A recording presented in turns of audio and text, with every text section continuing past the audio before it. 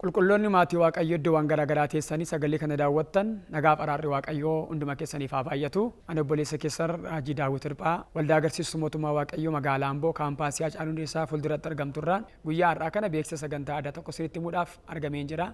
Isa dura garuu bu'uura jireenya keenyaa kan ta'e sagalee Waaqayyoo dhaabadheen ergaa kana isin biraan dabarsa. Sagalee Waaqayyoo keessaatii Isaayyaas raajichi 52 lakkoofsa 1-2 akkas jedhan dubbisa maqaa Yesuusiin. Dammaqi yaa Xiyoon humna godhadhuutii ka'ii yaa Yerusaalem mandara qulqulluu nanaa ka'ii uffata miidhagina keetii uffadhu si'achi warri dhagna hin qabatiin warri xuraa'oonis matumaa si keessa hin lixanne. Yaa intala Xiyoon ishee booji'amtee hidhaan morma kee irraa hiikameera yaa Yerusaalem awwaara ofirraa urguu fi ka'ii taa'ii jedheen. Waaqayyoo mandara Yerusaalem ishee booji'amtee harka diina ishee jirtu baasuudhaaf sagalee ergeef. Keessumattuu Waaqayyoo birmadummaa bilisa ba'uu moo'icha argachuu akka isheen qabduudhaa fi sagalee raajii bira erge. Waa lama ergeef Waaqayyo. Inni tokko diina ishee irratti maal gochuuf akka ka'e Waaqayyo murtoo kennuu barbaade. Isa lammaffaa immoo gahee ofii isheetii maal akka isheen gochuu qabdudha kutaa kana keessatti dubbate. Ofii keetii jedhe dammaqii humna godhadhuutii ka'ii jedheen.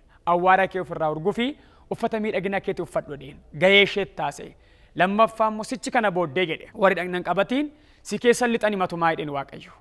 Diina isheetti diina ta'ee saba kanaaf immoo Waaqayyo hafuura isaan gargaaru kaasuuf barbaade jechuudha. Walumaa galatti birmadummaa moo'icha injifannoo kennuuf barbaade.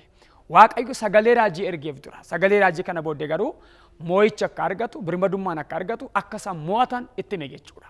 Egaa kanarra dhaabachuun guyyaa har'aa kana sagantaa adda tokko isin biraan ga'a. Waldaan keenya waldaan agarsiistuu mootummaa Waaqayyoo magaalaa Amboo kaampaasii Haacaaluu Hundeessaa fuulduratti kan argamtu yeroowwan garaagaraa sagantaa ajaa'ibsiisaaf dinqisiisoo gochaa turteetti. Keessumattuu manni kun kan ittiin beekamtu dubbii Waaqayyoo humnaan dubbachuu sagalee raajii ergaa Waaqayyoo biraa fuutee amantoota biraan ga'uu warra dhukkubsataniif kadhachuu waaqeffannaa dhugaaf hafuuraan lafa kanarratti ta'u namoonni beektan beektu. Sagantaan kun caamsaa 1-2-3 jechuun ji'a 9ffaa jechuudha bara 2017.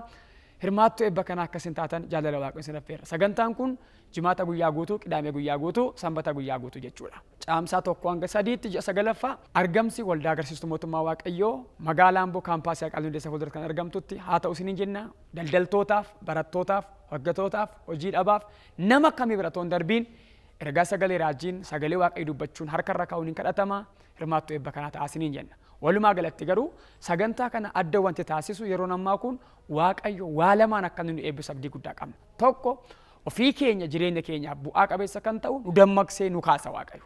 Hafuura nu kaasu, humna nu kaasu nu erga Waaqayyo.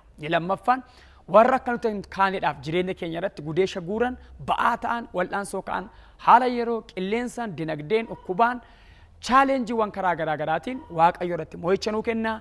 Dubbii isaa ergee isaan fayyisee boolla du'aa keessaa isaan baase akkuma jedhu sagalee Waaqayyoo hin dhufa moo'icha arganna. Namoonni sagalee kana dhageessan guyyaa sana argamtan akka isin hirmaattan hafuurri Waaqayyo akka isin gargaaruuf daqiiqaa 2-3 kadhanna. Dur turte har'a jirtaa bara baraan jiraattaa abbaa gooftaa keenyaa Yesuus Kiristoos galateeffannaa.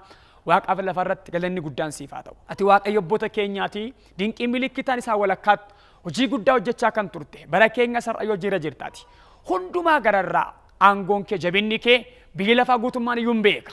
Garuu warri maqaa kee si waammatan addumatti moo'icha argatu. Waaqayyo fayyisaa nama hundumaati. Addumatti garuu kan amantootaati jedhamee barreeffameera. Maqaa Yesuus Kiristoosiin namni maqaa kee waammatee maqaa keetti amanee jiru kun namni amma sagalee kana dhaga'aa jiru viidiyoo kana ilaalaa jiru yeroo kana qabee humna moo'ichaa kan argate haa ta'u. Ofii isaatii akkuma amma sagaleen kee dubbata akka Xiyoon humna godhatee akka inni ka'u akka inni dammaquudhaaf hafuurri dammaqsu Waaqarraa isaaf haa ramadamu. Moo'icha kenniif yaa Waaqayyo wanti wal'aansoo qabu akka inni hin kaane akka inni hin dabarre akka inni hin mo'anne akka inni irra hin aanne wanti godhu kamimmoo maqaa Yesuus Kiristoosin biraa kana fi haa ta'u. Daqiiqa nama sii kadhadhu kanatti moo'icha injifannoo argadhu mo'adhu. Maqaa Yesuus Kiristoosin hafuurri kee, foon kee, jireenyi kee humna sahamaa galaa birmaduu kan bahe haa ta'u. Moo'icha argadha. Maqaa Yesuusin Ameen. Egaa wal ergaan keenyi 1-3 caamsaa ji'a 9ffaa jechuudha 2017 waldaa agarsiistuu mootummaa Waaqayyoo magaalaa Ambootti argina. Eebbifamaa hafaa jiraadha. Sheer, koomentii, laayik gochuudhaan namoota biraan akkasiin geessan jaalala Waaqayyoon isin gaafadha. Eebbifamaa hafaa jiraadha. Gooftaan isin haa eebbisu.